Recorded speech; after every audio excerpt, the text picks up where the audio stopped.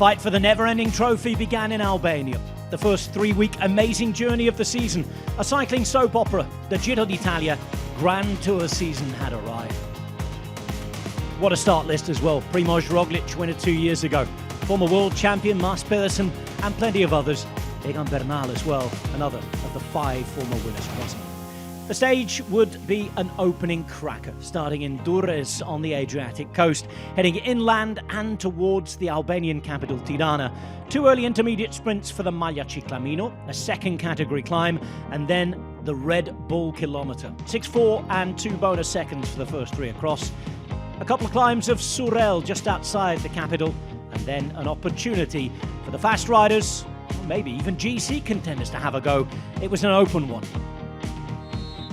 160 kilometres to ride, almost 2,000 metres to climb. The Giro D'Italia would have a starting bonanza. The fight for the breakaway wasn't that big. 5 kilometres it lasted, and in the end, 5 riders got up the road, including Taco van der Hoorn, a former Giro stage winner. Wout van Aert was one of those hoping to become the first Maglia Rosa wearer, and to that end, his team and 2 others, Lidl Trek as well as Visma Lease Bike, being helped out too by Alpecin de Koning, who were hoping to put Caden Groves in pink. Primož Roglic raced on, and those hoping for pink, well, they didn't let the gap grow more than 2 minutes. On to the first of the categorised climbs, and there'd soon be a change in those at the front of the race. Steven Kruijswijk was the man doing the work behind.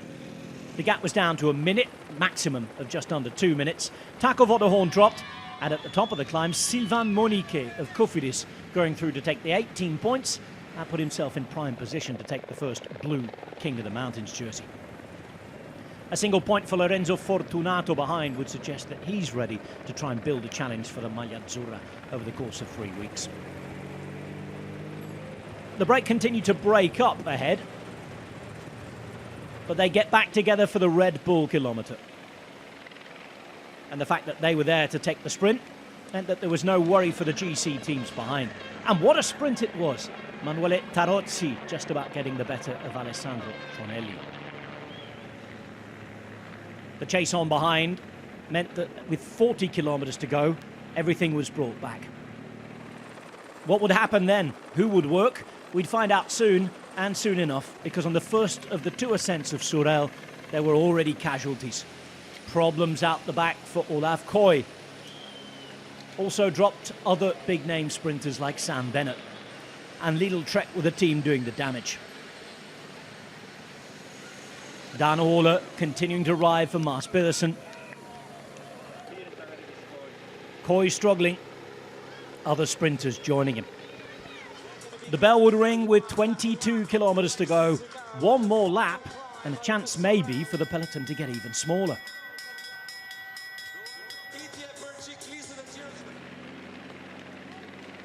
Would it tempt the GC teams out as well? That's what many were starting to wonder. Primož Roglic, often a man who gobbles up these sorts of finishes from small groups. Juan Ayuso was there as well. He'd crashed earlier in the day. How would he fare here? He was nervous on the second climb. Van Aert was hanging on to the wheel as much as he could. Roglic was there too. It was a continuous fight for position. Caden Groves, the last of the big-name sprinters to be dropped. He'd hung on well on the first ascent. But then the GC shocks came as well. On the opening day, Thymen Arensman, a top 10 finisher in the last 2 years, already losing time. He was dropped well before the top, as was Derek G.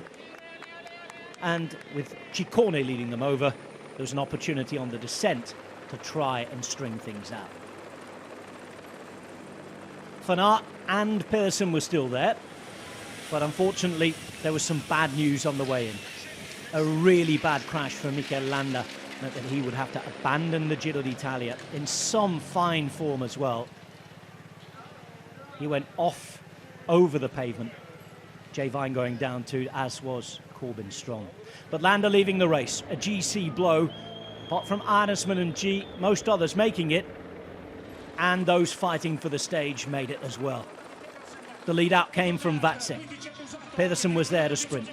Wout van Aert was trying to come around him. Busato was up there. Aular, Pidcock, but it was right to the line in the end. half a wheel in it, and won by Mars Pedersen. Already a stage winner at the Giro, now a Maglia Rosa wearer. They went after the stage. And my, did they take it. First stage going to Lidl Trek. Pink jersey to Mars Pedersen. And behind, they were counting the cost. Over a minute and a half to Arendsman. Not good news for the Dutchman from Ineos Grenadiers. This was the moment the stage was won. Van Aert taking a few bonus seconds for that second place, and he'll be looking for the Maglia Rosa on day 2 in the time trial. But Pedersen taking a huge victory and wearing the pink jersey. The first Danish rider ever to do so. So Pedersen, Van Aert, Aulair, the top 3. Buzzato, Pidcock, Ulissi, Carapaz, Poole, Fonchi and Piganzoli in the top 10 on a blockbuster of an opening day. A huge moment for Mars Pedersen, foregoing the Tour de France this year in favour of Giro and Vuelta. And it's worked. He's in the pink jersey, just ahead of Wout van Aert. 4 seconds the difference in the first GC. Aulair in third. And a couple of notable casualties. But the pink jersey on the back of Mars Pedersen, a moment to savour for the Danish former world champion. Next up, the time trial. 13.7 kilometres in and around the Albanian capital, Tirana. Part of the 42 Ks in total against the clock at this race. Plenty of twists and turns on city roads. Climbing Sauk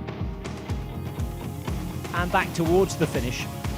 And with time gaps close, Pedersen, I'm sure, will try to defend, but the Maglia Rosa could well be in play for a different wear at the end of day 2. You can watch the Giro D'Italia live and on demand each and every day on TNT Sports and Discovery+.